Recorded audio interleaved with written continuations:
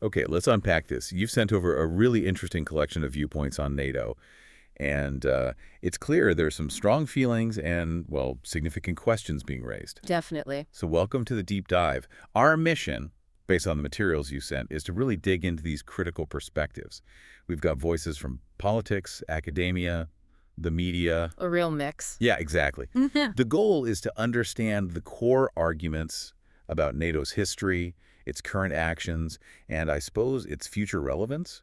We're just laying out the arguments here, not taking sides. And what's striking right away is how consistent some of these critiques are. It's not just random complaints. There are some fundamental questions about NATO's whole purpose and impact. Absolutely. And one of the first big points that jumps out from your sources is this idea of dependence on the USA. Right. That NATO, while it's multinational on paper, is in practice heavily reliant on the U.S. militarily, politically. They mention the scale of U.S. military power, of course, but also the leadership structure. Exactly, like the Supreme Allied Commander, Europe Sassier, always being a U.S. general. That's a recurring point. And the argument is this undermines European sovereignty somehow. Well, yeah, the argument presented is that it potentially limits the independent decision-making of European members. How much can they pursue their own security path if it diverges from Washington's priorities within the NATO framework? That's the concern raised. Got it. And it's not just about command posts. The sources argue NATO's strategy often seems to align very closely with U.S. global interests. Uh-huh. Yeah. Whether that's specific interventions, arms policies, or broader geopolitical aims. We even saw that quote from Noam Chomsky you included. Yeah, quite blunt. Viewing NATO essentially as a tool for U.S. global military dominance. It's a very strong phrasing of that dependence concern. It is. And it kind of echoes Emmanuel Macron's comment about NATO being brain dead. Yeah. Right, suggesting maybe a lack of independent European political drive. It does raise that question. How does a collective security alliance function effectively when one member holds such, well, disproportionate influence? It's a tricky balance. And it touches on that fundamental challenge, how states try to boost their own security, maybe through alliances, without making others feel less secure. That classic security dilemma. Right. Okay, moving on. Another huge area in your sources is NATO enlargement, particularly eastward expansion since the 90s, and Russia's reaction. Yes, this is absolutely central to many of the critiques, bringing in Poland, the Baltics, Balkan states, and then the prospect of Ukraine, Georgia. From Russia's perspective, as presented in these sources, that looks like a threat. A direct threat to their security interests, yes. That's the argument. And there's often mention of a supposed promise to Gorbachev back in 1990, the no eastward expansion idea. That's frequently cited by critics, yes. Though it's worth noting, the actual historical record and what was truly agreed upon is still debated by historians. Sure. But the critics argue that proceeding with expansion disregarded that understanding, whatever it was. And they link this expansion directly to instability on Russia's borders. They point to Georgia in 2008, Ukraine since 2014. As consequence. As consequences, exactly. And John Mearsheimer, his view is pretty stark on this. Very stark. He basically argues NATO expansion is the primary cause, the taproot, as he put it, of the crisis with Russia. Placing a lot of the responsibility on the U.S. and its European allies. Yes, framing it as a deliberate strategy to pull Ukraine out of Russia's sphere of influence and integrate it into the West, which inevitably provoked a response. So back to that security dilemma idea. Absolutely. A textbook example, according to this perspective. One side's defensive move, expanding the alliance, is seen as offensive by the other, leading to countermeasures and escalation. Which raises the question, how do alliances manage growth without triggering these cycles? It's tough. It's a core challenge in international relations. Okay, another historical flashpoint mentioned frequently in your sources. Yeah. The 1999 NATO air campaign against Yugoslavia, the Kosovo War. Right. And the main criticism there centers on the lack of a UN Security Council mandate. Meaning it wasn't explicitly authorized by the UN. Exactly. Critics argue this was a violation of international law, specifically the UN Charter's general prohibition on the use of force without Security Council approval outside of self-defense. And it wasn't just external critics. You mentioned internal controversy, too. Yes.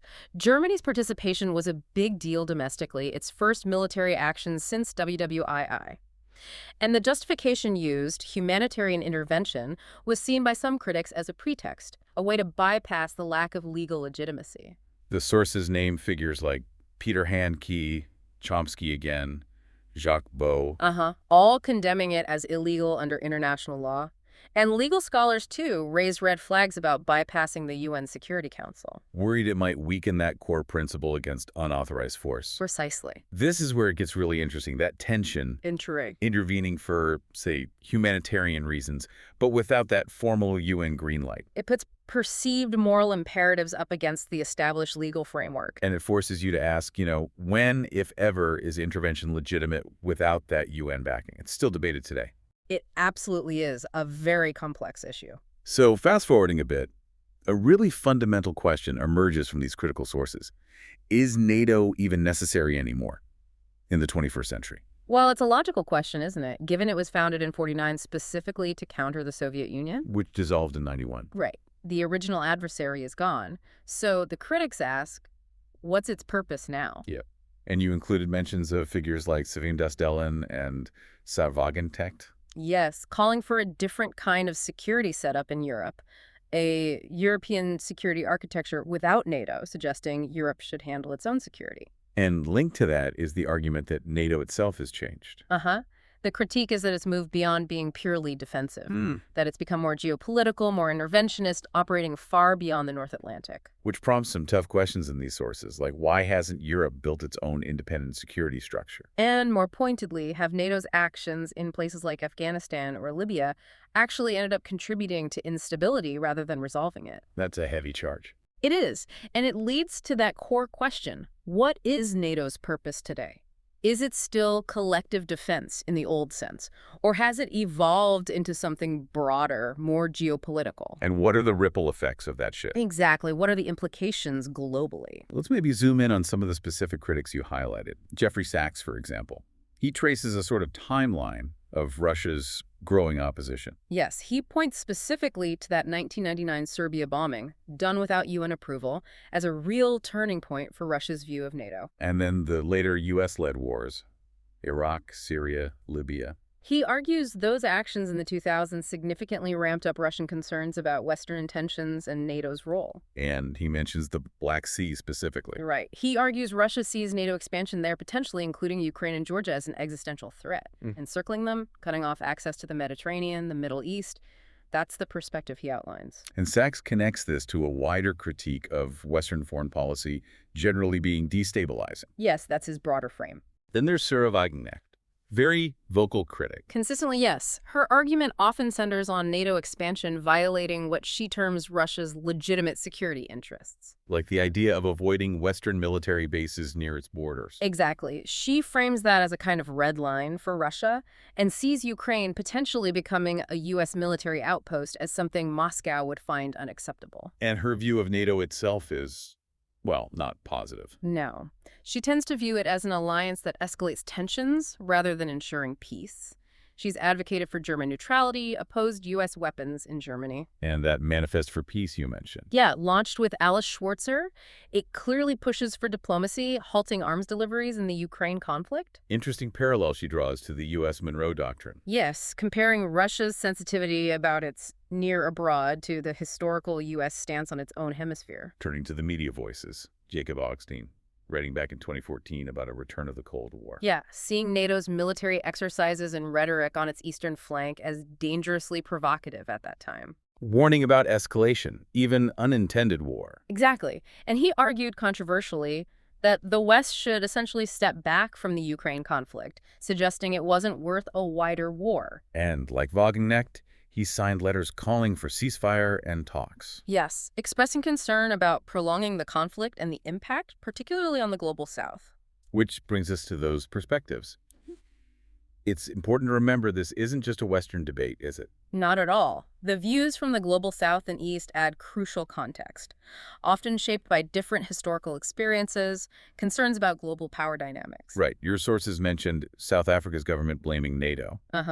And similar views from places like Venezuela, Cuba, Nicaragua, often seeing Western policy through an anti-imperialist lens. And China, of course, consistently criticizes NATO expansion and perceived interference. While India takes a more neutral stance, emphasizing that everyone's security concerns need consideration and pushing for diplomacy, it reflects that wider desire for a more multipolar world. Daniel Gamser is another prominent name you included.